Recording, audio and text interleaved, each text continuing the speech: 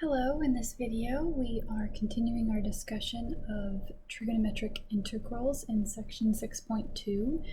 We are almost finished with our discussion here. We just have one last exception to talk about, and we are going to show it in this example 10 where we're evaluating the integral of secant cubed x. So this exception has to do with when we have odd powers of secant and even powers of tangent, or possibly no powers of tangent. The reason why this is an exception is because basically none of the choices of u work in this case. U being secant x doesn't work because of the fact that if u were secant x, du would be secant x tangent x dx, and the tangent is missing. Even if we had even powers of tangent there, we wouldn't be able to pull one aside and use an identity for the rest because we'd have an odd power left. So that wouldn't work. If we tried to do u being tangent x, then du would be secant squared x dx, and this power here doesn't match up because we have an odd power of secant. So again, if we pulled secant squared off, we would have an odd power left, and then we wouldn't be able to substitute in with an identity. So basically that means that neither one of those options work. So we'll get rid of that because it's not helpful. So then we're going to have to do something else here. The solution method for this says that we need to rewrite all of our tangents in terms of secant. That's not an issue here with this integral of secant cubed because we don't have any tangents. What we are going to do here is split up the integral so that it is secant x times secant squared x dx. And then we're going to use integration by parts here. So we have one function, secant x. We have another function, secant squared x. Unfortunately, they're both trig functions, so isolate doesn't really help us here for choosing u and dv. So we need to think about which function would be easier to differentiate, which function would be easier to integrate. Technically, we can integrate either one of the functions, secant x or secant squared x, but integrating secant squared x is definitely easier. So let's say we let dv be secant squared x dx. U would be secant x. So v then is just going to be a tangent x, and du is going to be secant x tangent x dx. So then our integral becomes, with integration by parts, uv minus the integral of v du. So we're going to have secant x tangent x minus the integral of tangent x secant x tangent x dx. So our first term is integrated. We're done with that. We'll rewrite our second integral, combining our tangents, so that we get secant x tangent squared x dx. Now, this integral has an odd power of secant and an even power of tangent, which is the same case as what we started with.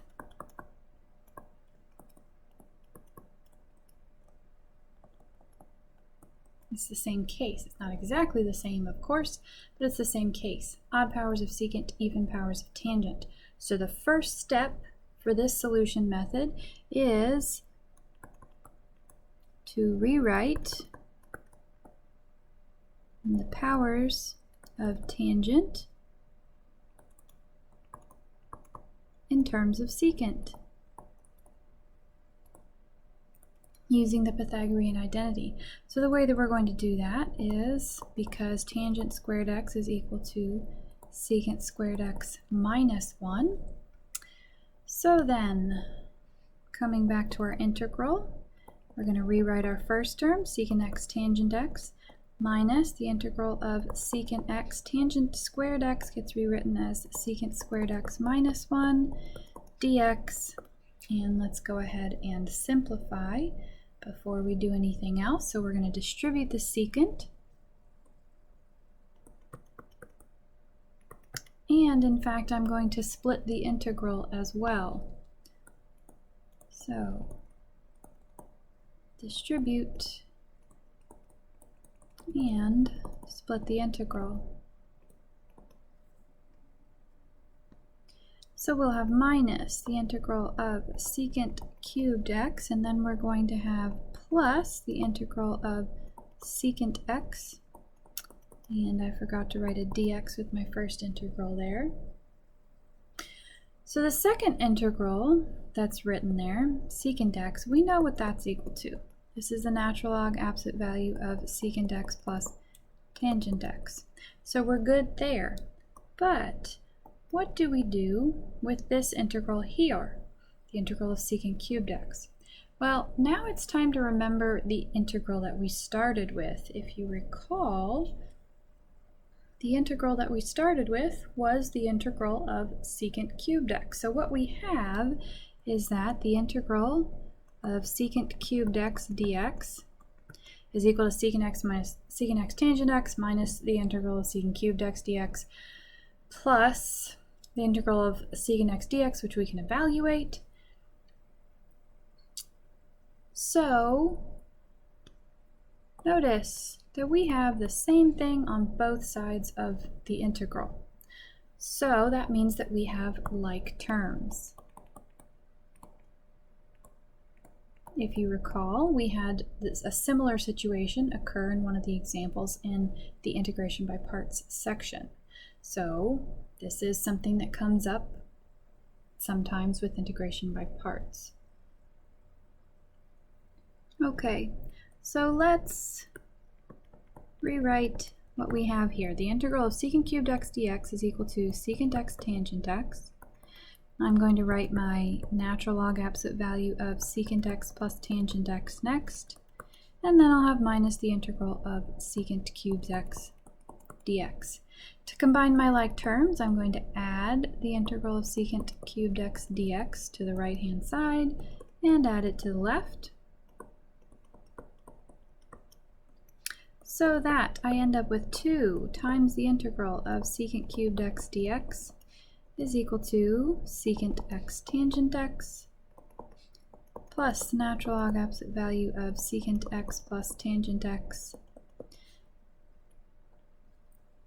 And our final step is to divide both sides by 2, so we get the integral of secant cubed x dx is equal to 1/2 secant x tangent x plus 1/2 natural log absolute value of secant x plus tangent x. And now that we're done with all of our integration and manipulations, we're going to add our arbitrary constant c. So this is what you do in the case of odd powers of secant and even powers of tangent. Remember, if you're using integration by parts, it is possible, after using integration by parts once or twice, that you may get to an integral that you started with. So remember to try to combine like terms then in that case. So we have our final answer for the integral of secant cubed x dx.